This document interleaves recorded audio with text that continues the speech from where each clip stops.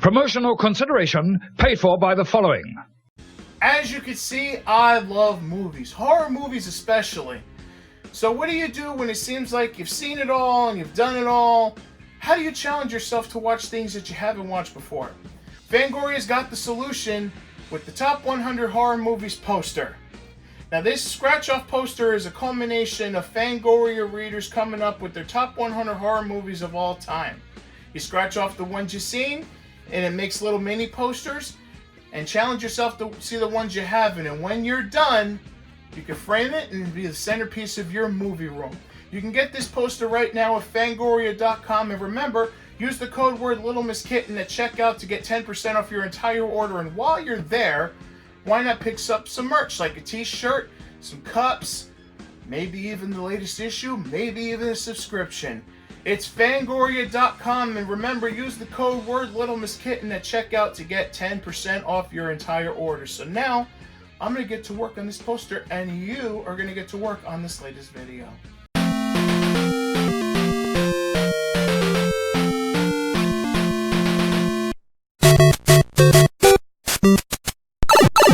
Alright, Rachel Schaefer back at you another video, and this time we are revisiting the Everdrive N8 Pro, but this time for the Nintendo Entertainment System. And you can't have a custom NES build with the new shell, with controller, with the NES RGB, with pretty much all this new fancy stuff without having something cool to put it in, and this is it. Save states, in-game menu, Game Genie cheats, much better support for a lot of the custom mapper chips, especially the VR6, the VR7, the expansion audio stuff. Much better with the Pro. And we did this a few years ago, but for the Famicom, and if you need a reminder of that, here it is. And here it is right here. And got it in the plastic. This is the same shape as the Lagrange point cart, and that's a good reason for that. It's almost like a mini NES cart as far as how it looks and the shape of it. It's definitely a lot taller than a Famicom cart, and this is the Famicom version. Main reason for that is because they added in a lot of new features. There's an audio amp for the games that require it, you know, because the Famicom is amazing when it comes to sound. If you have a Nintendo, like a toaster or a top loader US one or a European one, you have to get the expansion board in order to get expansion audio. So it won't work even if you don't have that. So the only way to get full benefit of this is if you have a Famicom. And that's why I love my Famicom, and that's why I had him send this for review instead of the new one. I previously had the Everdrive N8, and I was planning on buying this anyway. Now, the reason I say it's a harder sell is simply because you can get the old one for about $120 to $130. This one costs $170 to $190, depending on your configuration, because, you know, Stories Game is going to have the deluxe editions and things like that. When the only new things that are added here is an audio amp for those games that require the sound, like FDS, Castlevania 3, the Japanese version, Lagrange Point, which is, like I said, what this cart actually looks like, as well as Gimmick and a few others. And also it has more save states, faster loading with the ROM, and the ability to play large homebrews such as Legend of Link, which I'll be showing. And of course, it's been 3 years. This has had a little more time to mature. And of course, this is for the NES. And a lot more people are getting into the actual NES over the Famicom now, mainly because there's so much cool stuff coming out for it that you can literally build the NES of your dreams. And that's where this comes in. This is the icing on the cake. Now, not so happy with this, because I'll show you why in a minute. I wish they would make different case styles, because the FX Pack Pro has the classic or the retro feature. The Turbo Everdrive Pro has the white or black, depending on what board you buy. So I don't understand why they couldn't do this. I should talk to Andy about it, and see if he can make another one of these, and I'll show you why in a second. Anyway, play your library of NES and Famicom games in a single cart. Use a microSD along with an easy-to-use interface to play your personal backups. The convenience of an emulator combined with the accuracy of the original hardware. And mind you, this is the deluxe edition. So, and as you can see, this is why I was telling you that they should have a separate case. I wish they would make a gold and black overlay for this case. But anyway, we got the stickers. We got the troubleshooting flashcards pamphlet thingy. And we have our full color manual. And of course, the piece de resistance is the Everdrive N8. Now, this is the smoke unit, the black and gold. And especially with the smoke black NES that we're doing, we figure, well, what the hell? Let's go all out with it. Excuse me. But anyway, if you'll notice in the front, there's no chips on it. And that's because it's on the back. And this is unusual because not only can we see the cart without opening it up, but also, if you know anything about the conversion adapters, like the 60 to 72 pin, the Famicom games go on the bottom. So when you say, if you get the gyromite converter, you put a Famicom card in, this side will go on the bottom into your Nintendo. And since this was engineered from the Famicom board, he basically did the Famicom board first as the primary, and then made an NES version afterwards. So you see the full effect of that. And there's even a little bit of an Easter egg. If you look at the cart is basically an upside down Famicom cart. Because in America we have this side, but in Japan the round part goes out in front. So in Japan it's like this. So a little bit of a fun fact if you didn't know. But anyway, we have our battery here, and this is supposed to last 25 years. You can actually change it yourself. By the way, for these screws, for Stone Age Gamer, it's a, on my Torx set, it was a number 2 to be able, because I had to swap the shell because originally they sent me the wrong one. So I had to change the shell myself. But anyway, you shouldn't have to. But just be aware, by the way, if you get the smoke shell, to let them know, like, hey, I got the smoke shell, because sometimes there's a mix-up. They'll send you the black. You have a in-game menu button. Now, because the NES and the PC Engine are so similar, you'll have the same button combinations. So run and down will bring up the in-game menu on the Turbo Everdrive, but in start and down will bring it up on the Everdrive N8 Pro. So be aware of that. You have your micro SD. I have an 8 GB in here. And that's plenty, because the Everdrive pack for the NES, with all of its game lists and compilations and all that stuff, it's only about 3 gigs, so you're more than good. And you got the developer USB port there. And that's about it for the Everdrive N8 Pro. And by the way, another big thing about this, and especially for my purposes, it plays Famicom disc games. Yes, on your Nintendo, it will play Famicom disc games. Especially important if you have the expansion audio mod from Voltar in your NES RGB setup. So now it's time to go to the computer and set this thing up. All right, now we're in front of the computer, and before we go onto Crix's site, you want to make sure you have your SD card popped into your computer, and you also want to make sure that it's FAT32. And you can do that by either using Rufus or a GUI format, which is a FAT32 formatter. But once you figure out how to put your stuff in FAT32, you can start getting going. So, on Crix's website, you'll see a whole bunch of firmwares. Now, it's important that you make sure that the Pro Series is selected, because these are the ones we're working with. As of the recording of this video, the current firmware hasn't been updated since October 2023, so you should be in pretty good shape, and it's at version 2.15. So you download that, you put that somewhere, and then make sure you have WinZip to open it. You see your Everdrive N8 folder, and you just drag and drop to your SD card, and it goes over just like that. And you basically just drag and drop your games the same way. Get the Everdrive full sets, of which we've got one here. And you can find these on Internet Archive. I do have a ready-made SD card image that you can use with the Win32 Disk Imager. But I don't really want to put that up because I'm pretty sure I can get in trouble for that, because that'd be distributing games. But usually you can find these on the Internet Archive. Just look for Everdrive packs. And to show you that, I'm going to go on to the Everdrive packs right now to show you what you're looking for. And yes, that movie was found recently. Should still be up here. Here we go. Everdrive ROM pack.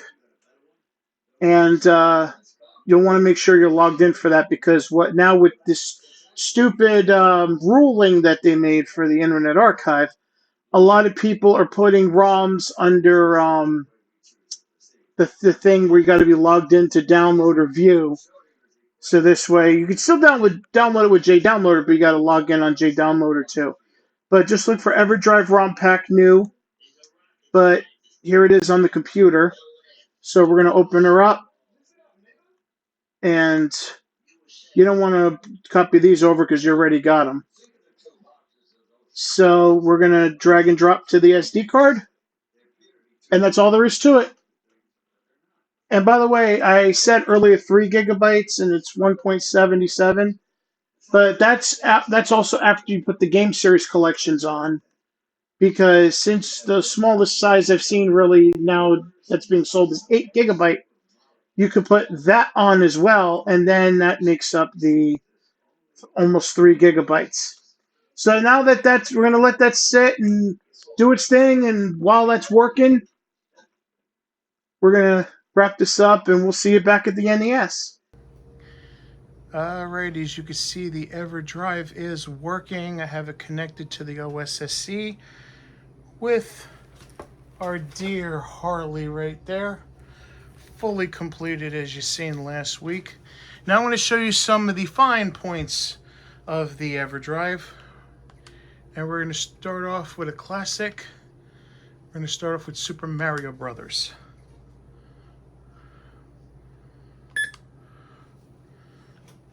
Now we're going to play.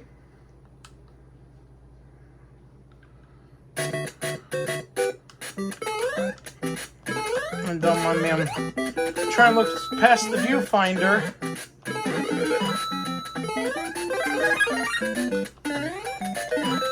So anyways, say you're doing well in Mario. I'm going to play a little bit here. Or something comes up and whatever. So you're starting down and we have a menu. Save state, load state, restore last save, cheats, reset game, and exit game. Now, obviously, save state is you want to save the state of your game, which we're going to do now. And there might be some music. There are issues with the music when you do that. That's fine. Also, restore last save that you did.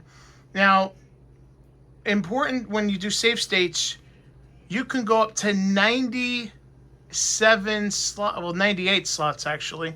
So you have from 0, 0, which our save is on right now, a 1 to 97. You have 97 slots for a save. Now, maybe an RPG, I could see that, but a lot of other times it would be overkill. But we have it.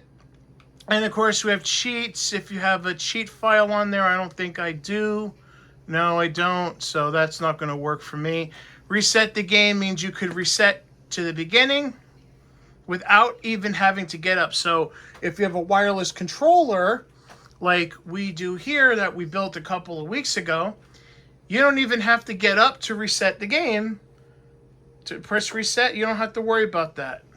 Of course, on now reset would obviously pressing the actual button would bring us to the menu. You can literally reset the game right from your couch or your chair or wherever you're sitting. So let's start up Mario Brothers. And let's say we don't want to start all over. We want to start from where we were. We're going to go to load state, unpause it, and we're right back in the action.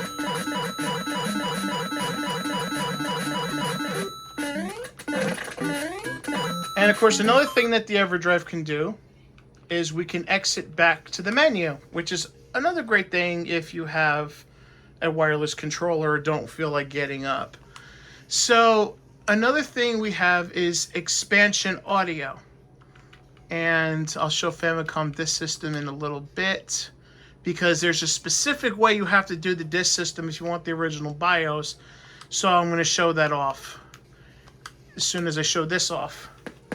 And since we have the expansion chip inside the Harley now, Voltar's expansion chip, you're wondering, why would we need that? Well, because in Japan there were games, especially for audio, because in Japan they were allowed to change the cartridges and add their own mappers and things. We weren't really allowed to do that here in America, but with a few exceptions, and that was after really Nintendo stranglehold after the Genesis came out. So a lot of times when certain games came to America, if they came here at all, they were severely limited in audio and video. Obviously, you're going to see in these example videos that are uploaded today and over the next few weeks. Contra was a big one. But there were games like this that never came out in America that were translated, but have expansion audio, of which I'll be also demoing in its own separate video.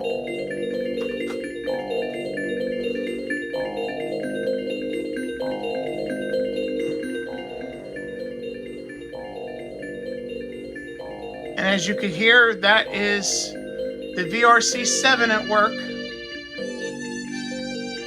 But if you didn't have the chip installed in your NES, you'd be hearing a sort of lower quality version of this with missing channels, mind you. So what Voltar's chip does is it adds the channels that were missing from the NES back in, so you can hear expansion audio. Now, granted, the Everdrive N8 is doing some of the work. It's an FPGA. It's emulating the chip on a hardware level. But if your NES is not equipped, if you don't have the expansion board in, that little tiny board, you will not be hearing the audio like this. You'll be hearing channels missing.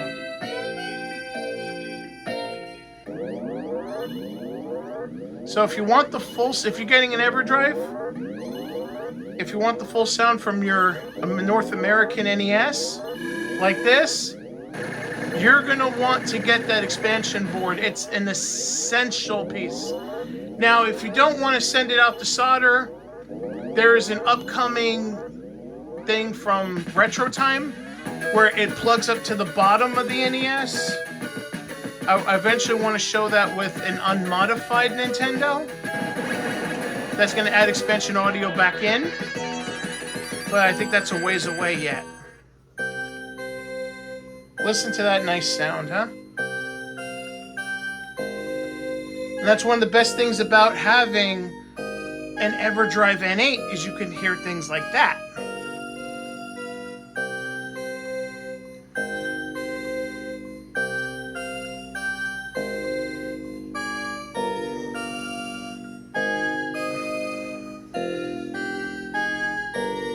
This is in '91, mind you, when the Super Nintendo was coming out in America. And of course, another example I can give you is Gimmick. I'm not sure if there's a translated version of that. Because I don't really think there's anything really to translate in that. Ah, crap. Because I'm looking through the viewfinder, so don't mind me. If I was looking directly at the TV screen, there wouldn't be a delay. And this is the Sunsoft 5B, which is the only one of the videos that I'm uploading for this to be its own video, because Gimmick was literally the only game that used the 5B. So if you're wondering when the videos are released today of the expansion chips, why that Gimmick has its own video, it's because this was the only one to use the 5B chip. Now I know I'm missing like maybe 1 or 2 chips, but those are Japanese baseball games, so they're pretty much inconsequential. You're not really going to be touching those. So I tried to cover the expansion chips that I know you're going to be wanting to play. And there's a lot of them. Especially since the last time that I did the first Everdrive video on the Famicom. With building this board, doing this NES, and doing the NES version of the Everdrive, there's a lot more to cover. Like, this is sort of a second chance for me to do it completely. So that's what I'm doing. It's more complete. Like, hours, days, and weeks were spent capturing all that footage. And by the way, just in time, because there's supposed to be a sequel to Gimmick, I think, this month or the next. I know there's a sequel coming out in the next couple months for Gimmick. Whether they're going to have this kind of good audio or not, I'm not sure. But, or hell, even this platforming, that's to be determined. Especially since the original creator didn't even know about it until they announced the game. So, yeah. Fun. Ah, crap.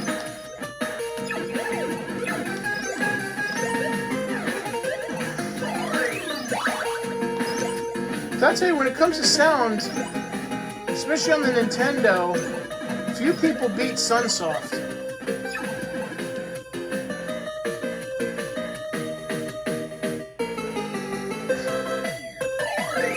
So anyway, enough with this. It's time to play some Famicom Disk System. And if you want to use the original BIOS and not just a blue screen, if you want the authentic experience, there's a specific way to do that they kind of screw up in the manual with telling you, but I'm going to tell you how to do it right now.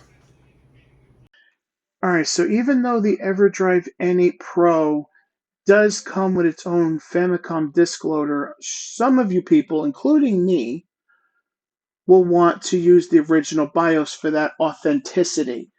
Now, it took me a few tries and figuring out what the hell's going on to find out why it wasn't working, even though the file's valid, because I used it in FCU Ultra when I test stuff on the computer.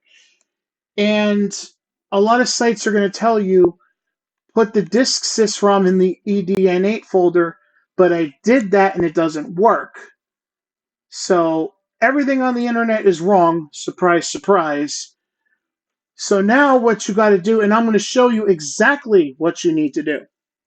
You take the disk sysrom, and by the way, the hash you should be looking for is, and by the way, use hasher.js, which is on romhacking.net/hash, is 5E607DCF. That's the CRC32 you're supposed to be looking for.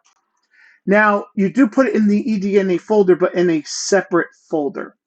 You need to put it in the syscore folder. And if you look at the README here, and this is how I found out about it, it'll say, alternate FDS BIOS can be stored in this folder. System will look for dissys.rom file and will use it for FDS if it exists. So here you go.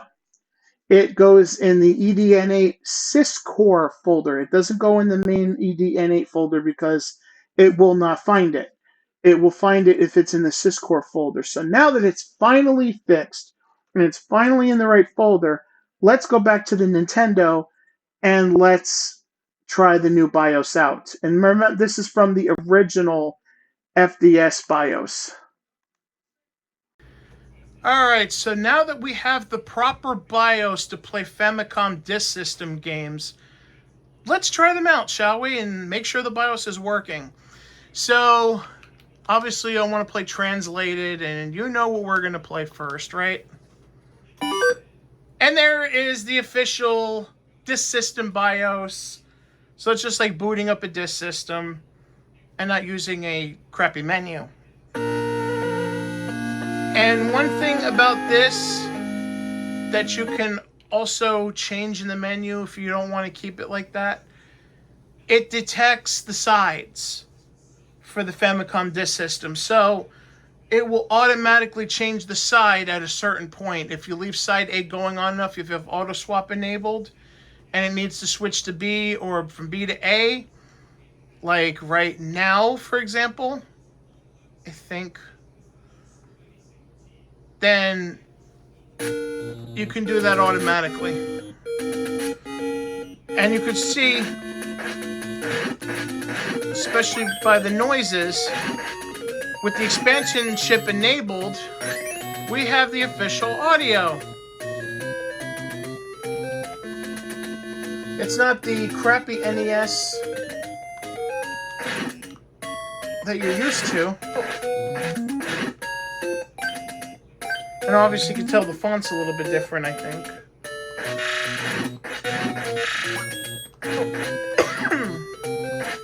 Lord. So, for comparison's sake, let's go to the NES version so you could see that it's a lot different.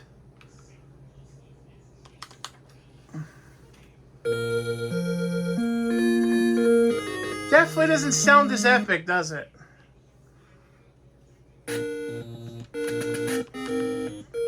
And of course Link has to get his sword because I didn't get the sword yet in the American version.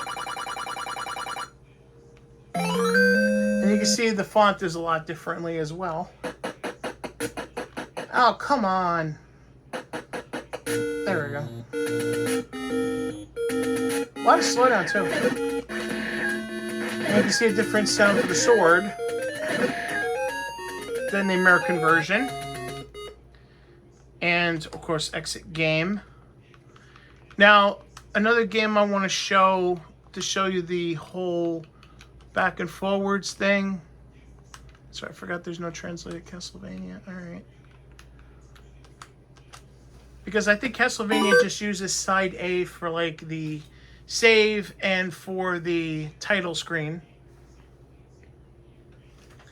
And I'm going to put it onto the Famicom cartridge. And as you can see, the red light in the NES N8 is acting as the disk system light. So when I push the start key and I set her up,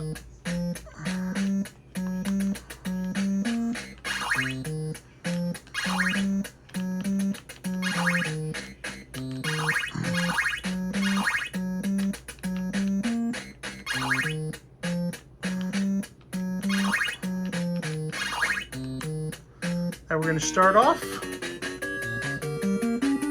And you can see the legendary Castlevania screen. And then it's loading. Please set disk B. And without even me touching it, it loads the other side. That's the auto swap.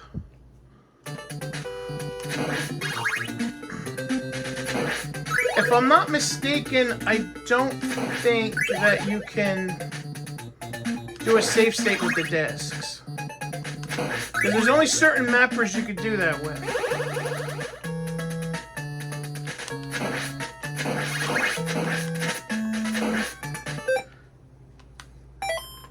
Okay, I guess you can. Let's see what happens if I try to load it.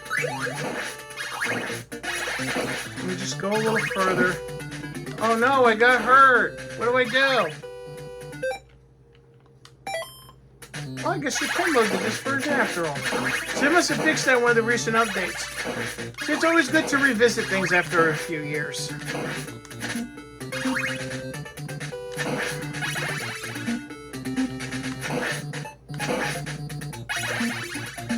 So you can see this system is working perfectly, just like you have a real Famicom. Another one of the magical things you could do with an Everdrive N8. Now, another thing you could do with the Everdrive N8, and believe me, there's a lot, as you can see already. Do you guys remember the Versus system? Now, the Versus system was this arcade machine that they did that predates the PlayChoice 10, but it was basically NES games that were specifically designed to work in arcades with an arcade palette and allow two people to play on two different screens. And usually they varied from the NES games because they were made a little harder, or there were subtle differences, like the versus Super Mario Brothers we're going to take a look at is a mix of levels of 1 and 2. But that's the beauty of it. You can play Versus System games on your NES at home. Yes, people have made that happen. And here's a perfect example of it. Versus Super Mario Bros. You can see it's basically using the Disk System graphics, because the Disk System has a little bit improved graphics. Now, when the original was ported to the Disk System, they didn't get that treatment, but sort of got it here in the arcades. And oh, 2 more enemies. Yes, they made the game harder. And as you can see, they rearranged certain things. Just in case, I guess, if you had an NES already or a Famicom, and you know, say if you were in Japan. I don't know if this is ever released in Japan. I know it was released in the States. But just in case, this way, nothing, you know, just couldn't blow past the game, and you know, this way you could actually keep sinking quarters into the machine. See, no fire flower there.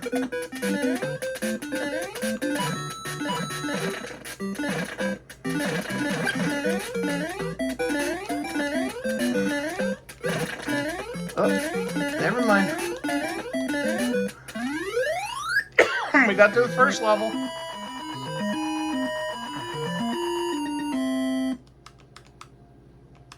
And obviously you can see this 100 coin counter. It's no longer a, you know, 2-digit coin counter. But also there were games that were specifically made for it, and also games that never came out here. Like, for example, the Goonies. The original Goonies game never came out in America. Only came out in Japan, but if you wanted to play it in America, the only way to play it was the arcade.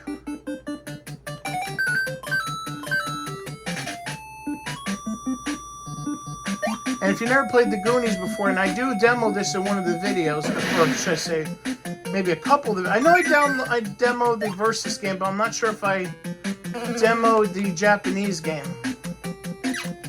But basically, you kick mice to get bombs. You can only hold 1 bomb at a time. And you have to get all 3 keys, as well as rescue your fellow kids. Like here. In order to escape the level, and also the villains from, I forget what their names are. The villains from the film are chasing you around, but you can kick them and leave them on the ground. There was also a couple of unique games released, and one of them was Stroke and Match Golf, which is a different golf game than the NES Golf. At least to my knowledge, I never really played NES Golf. It's clearly I suck at it.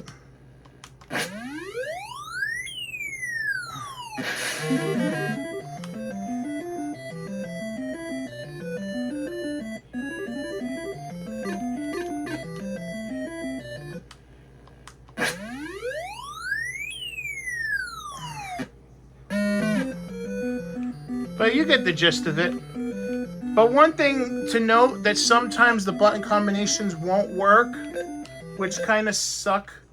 But there is a button on the actual cartridge, and that would be underneath the label here, that you could press in case you really need to press the menu in a hurry. But you can see I got the menu to work, so it's alright. But that's yet another thing you can do. Oh, and the PlayChoice 10. Especially if you have one of these NESs that have the NES RGB, you could switch the palettes. And then, believe me, there is a lot of stuff released for the PlayChoice 10. Now, to the naked eye, they're pretty much just stereotypical NES ROMs. So there's just the same ROMs you'd see in the arcade cabinet, just without, obviously, the upper screen to tell you how to play it and stuff like that. I don't know of any other game that had, you know, actual differences when it came to the Play Choice 10. I think they were just standard NES games. I could be wrong. But here's two basic arcade machines that you could play on your Nintendo. Because all it was is pretty much an NES on a timer. And we're going to pretend that never happened. But you see, there was a whole bunch of Play Choice 10 stuff. And obviously there's some hacks there that aren't real. I even know Rockin' Cat's got a Play Choice 10 release. Huh. And another thing you can do, one last thing I want to tell you and show you. Say if you're working on this and you've seen this, it was definitely helpful, especially when we were putting our controller together. And that is the different test cartridges and diagnostic stuff.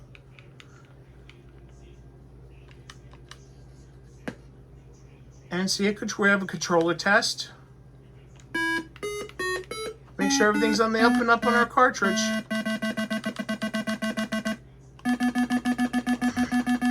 And we can also test turbo if we want to. But that's so much that this Everdrive could do. It could play Famicom Disk System games. It could play NES games. It could play Famicom games. It could play games from the Play Choice 10 and the Versus system. So many things in this one little cartridge. This one cartridge with an SD card can give you the entire NES library, Famicom library, you name it. Anything that came out for the NES or the Famicom is on this bad boy. And yes, it has a high price. It's almost $200, but look what you're getting for that $200. You never, unless you're going to collect your favorite games or if you actually want to collect physical games, you never have to worry about buying cartridges for this thing again. Now, I know a lot of people are going to sit there and go, well, what about FPGA? Like, what about the Pocket? What about emulation? That's fine. If you want to do that, I'm not here to shit on you about that. But if you want the ultimate experience of the NES, especially if the NES was a big childhood memory to you like it was to me, build yourself a Nintendo. You've seen it's easy enough to do, especially easier if you know how to solder and can put in an RGB and an expansion board by yourself. That's the only things I didn't do. Everything else I did myself. I built this NES, did the decals, all that stuff. Nintendo, it's not Nintendo, Slotmaster. The only thing that I had to send out for was the soldering. That's it. So in 2022, we not only, 24, pardon me. In 2024, we not only built a brand new Nintendo, but we also have the ultimate NES cartridge to go along with it, as well as a brand new controller. We're ready to rock and roll. So would I recommend the Everdrive? I would absolutely. But I don't really like to review stuff. I more like to show what it can do and have you make your own decision. And with the videos I upload over the next few weeks, all the gameplay videos that I shot, and there's a lot of them. There's arcade ports, licensed games, NES games, Famicom games, videos to show off the different enhancement chips, the Versus system.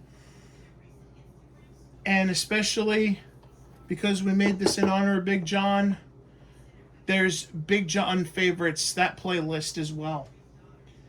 So in the next few weeks, you're going to get real fucking acquainted. I forget what movie that was from, damn it. Oh, shit, it escapes me, but it's going to come to me when I stop shooting this video. Oh, Friday after next. There we go. Just like Damon said, we're going to get real motherfucking acquainted. And you're going to get real acquainted with this Everdrive N8 Pro over the next few weeks. Because by the time this is over, I mean, there's a couple projects I have to show after that, but it's going to look like child's play in comparison before we get back to the real big meat and potatoes episodes. But yeah, by the time, I guarantee you, by the time, if you don't already own one, by the time all these videos are done, you're going to want to do this for yourself. So, enough of me talking. I'm going to play some games. And I know, after all the games I played over the past few months to get all this stuff done for you, that's what we do. That's what we do.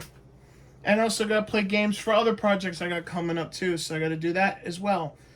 But take a look at some of these videos, whether you just want to watch the videos, whether you just want to get a taste of what it can do, or whatever the case may be.